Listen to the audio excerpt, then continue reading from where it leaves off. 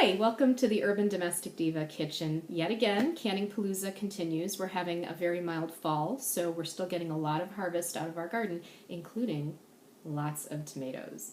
So today we're going to be canning tomatoes, and the irony of this is, for me personally, coming from a very Italian family, first generation, we used to can bushels and bushels of tomatoes. It was a big family affair. Every Labor Day weekend was spent. My sister, my brother, my godparents went to the farm. I can't even tell you how many bushels of tomatoes that we canned.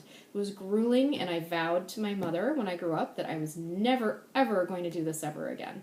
In fact, my mother doesn't even do it anymore. But we grow up, we get more mature, and we grow our own tomatoes with a lot of love and care. And when you have these beauties, you don't really want to waste them. So we're going to be canning them today to preserve them and enjoy them through the winter months.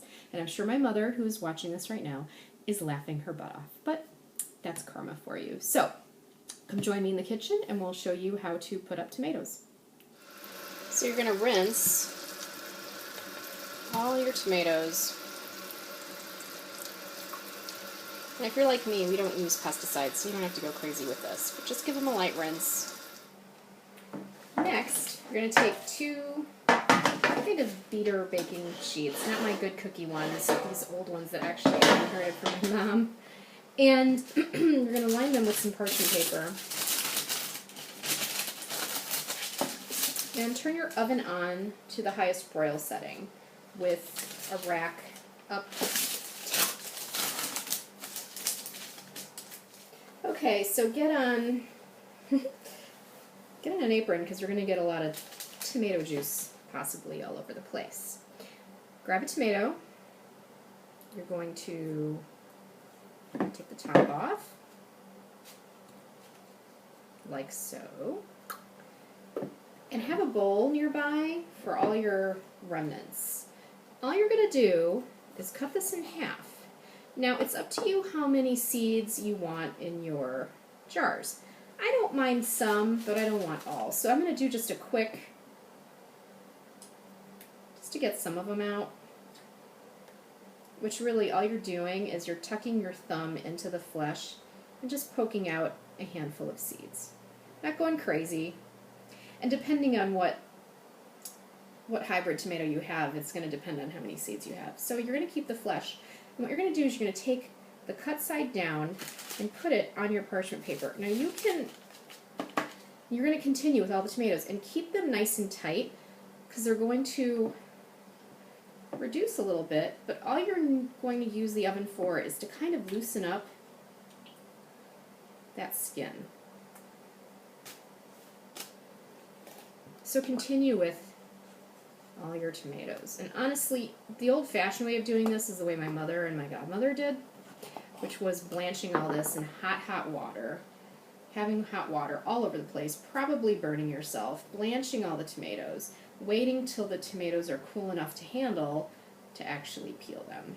This takes the hot water kind of out of the equation, which I really dig.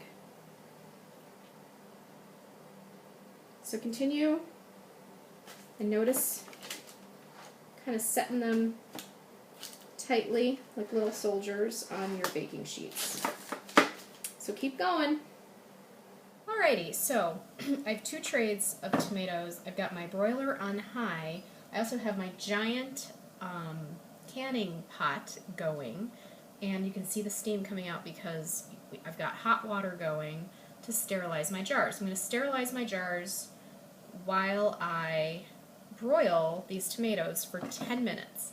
10 minutes should be the amount of time it takes to get the skins loosened on these, and then I'll show you what to do after that's done. So let's get these babies in the oven.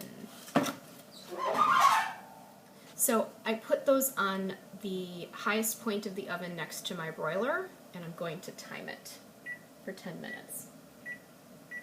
Alright, meanwhile I'm going to go get my jars and I'm going to get sterilizing.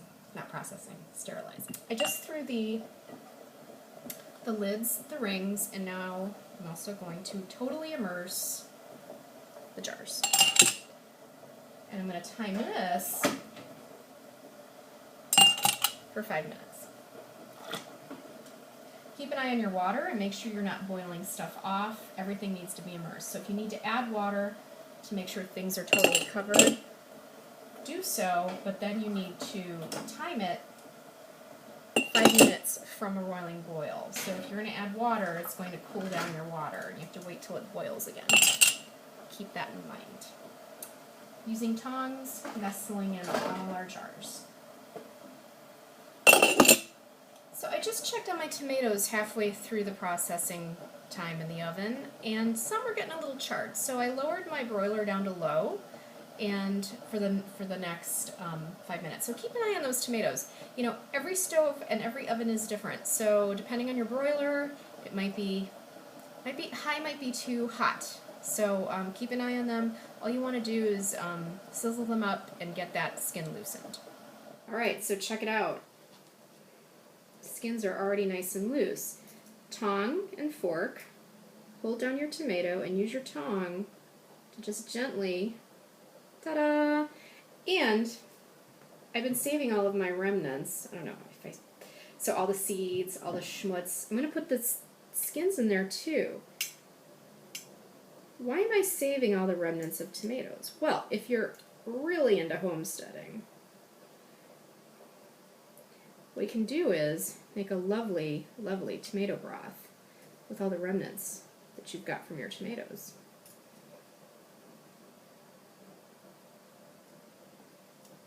Once you've peeled your tomatoes, get a really large, shallow, wide pan with some high sides. Dump all of it in, juice and all. We're going to cook this down. This is just one pan. I still have the other pan to peel. So I'll show you what to do next once I'm done peeling the other batch. But as you can see, once you really get going, you don't get a lot of yield, even from 10 pounds of tomatoes, which explains why my mother, many years ago, would process bushels and bushels and bushels of tomatoes to get the amount of canned tomatoes that an Italian family needs to make sauce every Sunday. So we'll see how much 10 pounds yields after we're done here. Here we are. Those are all of our peeled tomatoes, and we're in a really big pan, like really big. I don't even know how many inches this baby is, but so now we are going to get it on a nice and okay, get it at a nice high heat. Now we want to simmer this down for about 5 minutes. Get it to a boil first, and then simmer. What is this doing? It's going to kill bacteria and get some of the water out. While this is simmering, we're going to get a potato masher or a pastry cutter and kind of mash up and crush up some of the tomatoes in here. So let's get this simmering. You can see we've got some good boiling happening right up here. So now I'm going to just kind of, this is my pastry cutter. If you have a potato masher, it works better. Just going to kind of crush them. This is like when you buy crushed tomatoes at the store. That's what we're making here. Now, at this point, you can add some seasonings, some herbs in here, or even to the jars themselves. My mother used to put a basil leaf in each jar. I'm being a bit of a purist with this batch because, again, I don't know what we're going to use these for, so I want to be able to adjust the seasonings for whatever I'm going to use. Like if it's chili, you know, basil won't necessarily go with that. So simmer this up now at this high heat for 5 minutes. It's going to kill enzymes and bacteria, and then we'll be able to jar this luscious, luscious stuff up. Okay, so stove back here is pretty busy.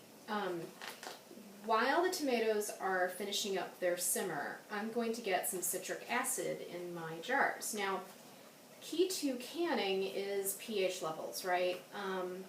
You need some acidity to preserve what's going on in those jars. Now, lots of canners use bottled lemon juice. Not fresh lemon juice, bottled lemon juice. Bottled lemon juice has the acidity level needed to can. Now I didn't want to add lemon juice to my tomatoes. I just think that will add kind of a funky flavor, some funky undertones to things. So citric acid is another traditional way to kind of preserve, especially tomatoes, and it won't affect the flavor. So we're using 1/2 pint jars, which means we don't need that much. These are smaller jars, so we're going to do 1/8 of a teaspoon at the bottom of each of our jars, and then we're going to top off the tomatoes with some salt, about, I believe, 1/4 of a teaspoon, but when we get to that point, I'll confirm that amount. So tomatoes are finishing up, citric acid in the jars, 1/8 of a teaspoon per jar. There we go. There's our citric acid at the bottom of the jars. Now we're going to ladle in our tomatoes, which I lowered down to just a low simmer while I get the canning funnel and a ladle. And then I'll turn off the heat and we'll get ladling. So I just sprinkled some sea salt on top of each. This is 1/4 teaspoon for a 1/2 pint jar, so that would be 1/2 teaspoon for a full pint, and so forth from there. Now I'm going to take a slight damp paper towel and clean our rims.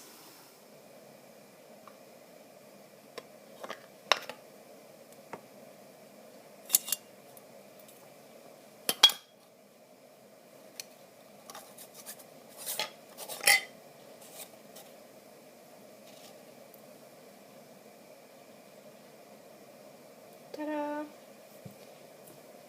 Try not to handle much with your fingers. Use your magnet contraption from Ball. And then just gently tighten up rings, but not too tight. So continue sealing everything up, and then I'll show you the hot water bath process.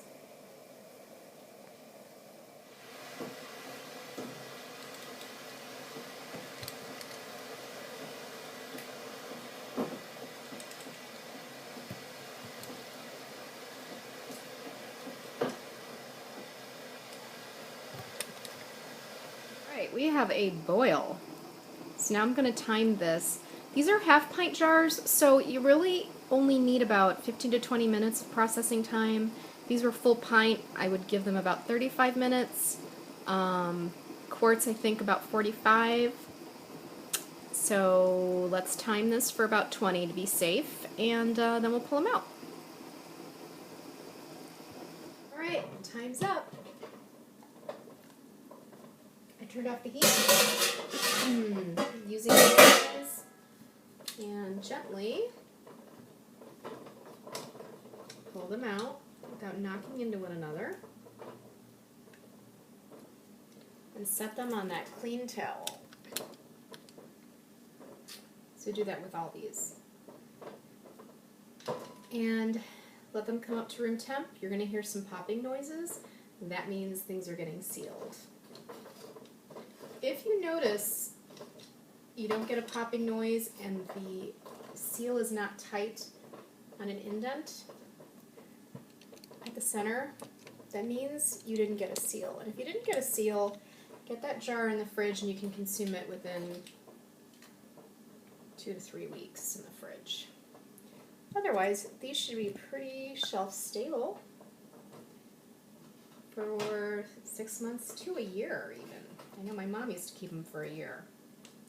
Although Sunday sauce, every Sunday, they didn't last that long. We went through our tomatoes growing up pretty fast. Oh, did you hear that? The popping noise sounds like popcorn. So I'm going to get the rest of these out. Thanks for joining us today, canning tomatoes the old-fashioned way. And I'm getting up early tomorrow morning to oven dry our cherry tomatoes. So join us tomorrow for some more tomato fun. Bye.